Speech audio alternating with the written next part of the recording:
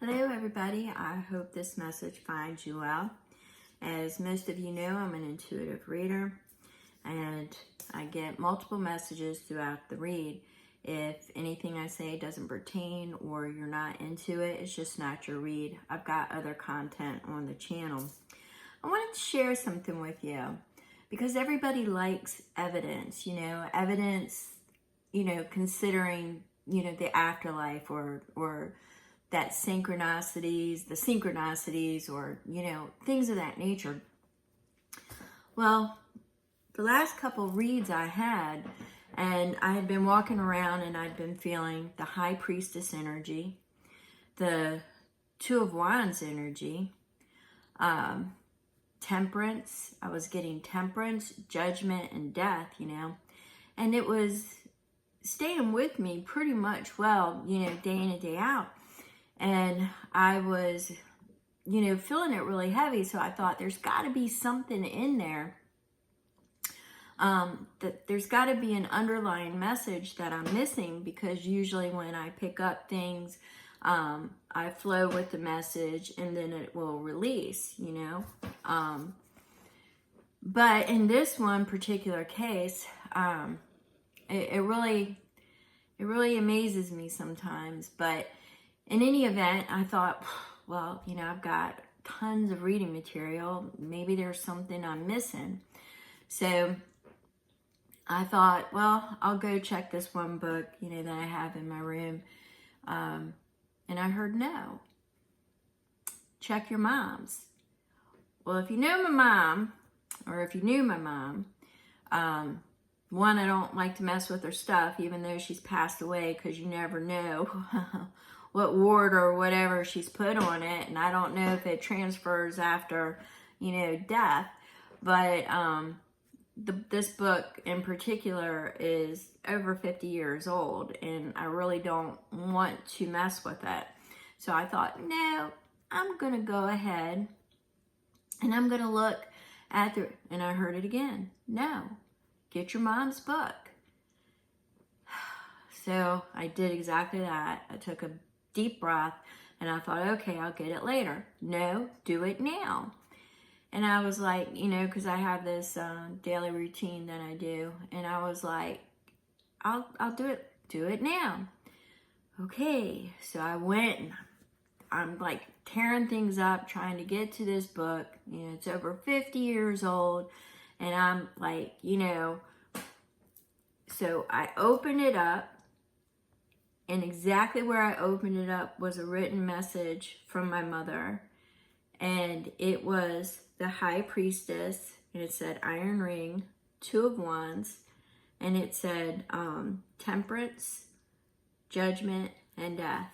And I was shocked, because those were the other, outside of the Iron Ring, those were the exact messages that I was getting.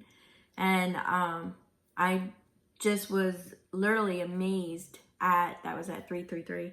I was literally amazed that her and I at one point were both feeling the same exact message, and she had written it out, and I got the information that I needed. And it turns out that the Iron Ring was very specific in the message that I needed in order to that Two of Wands in the Rider-Waite.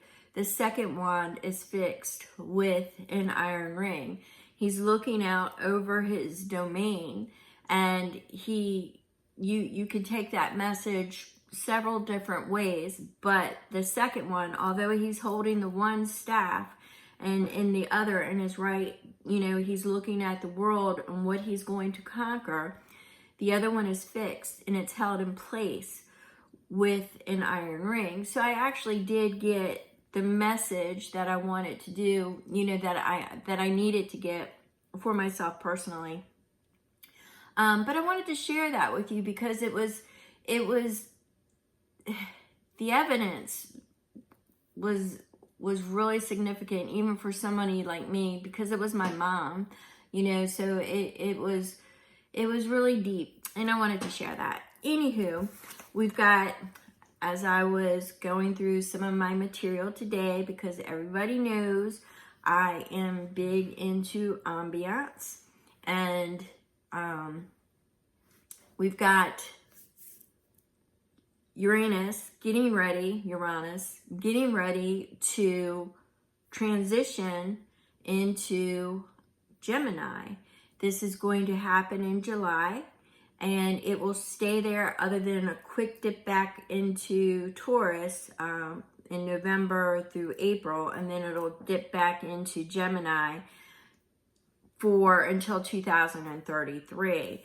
Well, what happens during that time period? It's like I've said before, the reason why I fixate on Uranus and Pluto is mainly because they are the ambience. They are the record playing in the background. So if you are somebody that, recognizes patterns, synchronicities, it really does make a difference with these two influences on what's going to transpire in your life during that time. So I always like to pull out my natal chart, and I'm finding out where my what's in Gemini, and it turns out, I believe it's in my 12th house. So I think I might go ahead and do a little video on what people can expect.